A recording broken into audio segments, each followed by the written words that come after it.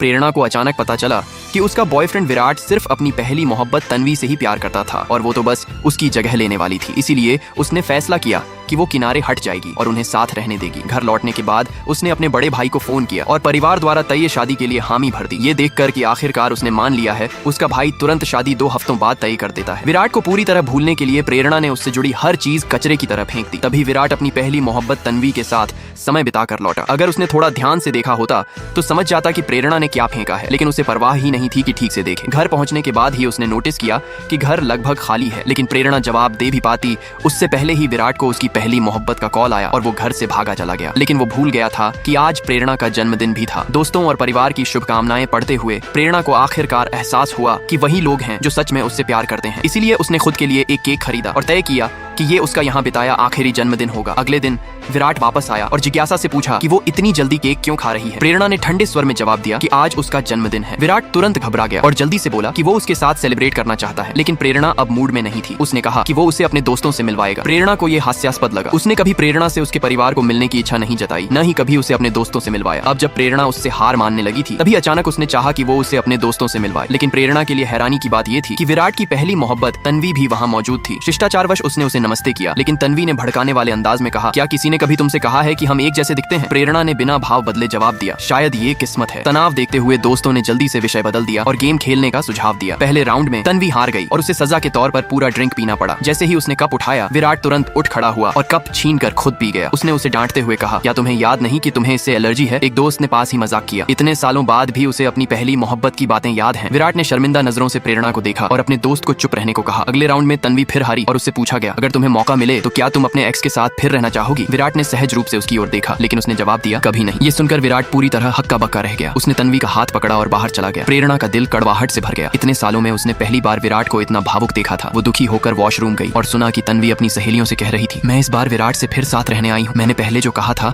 वो सिर्फ उसे याद दिलाने के लिए था कि जब मैंने उसे छोड़ा था तो उसे कितनी तकलीफ हुई थी। इस तरह वो मुझे और ज्यादा प्यार करेगा। वो जानती थी कि विराट एक अमीर और ताकतवर परिवार से है और उसके जैसी को कभी उसमें शादी करने की अनुमति नहीं मिलेगी। इसीलिए उसे चालें चलनी पड़ती थी ताकि विराट उसे कभी न छोड़े। क्या आपको लगता है कि प्रेरणा ये सब चुपचाप सह लेगी या तन्वी की चालों का सामना करेगी? पार्ट 2 में आप देखेंगे कैसे तन्वी का असली चेहरा धीरे धीरे सामने आएगा और प्रेरणा का धैर्य कब टूटेगा। चैनल को अभी सब्सक्राइब कर लीजिए ताकि आप पार्ट 2 मिस न करें और कमेंट में लिखिए, शायद ये किस्मत है, क्योंकि असली खुलासा तो अभी बाकी है।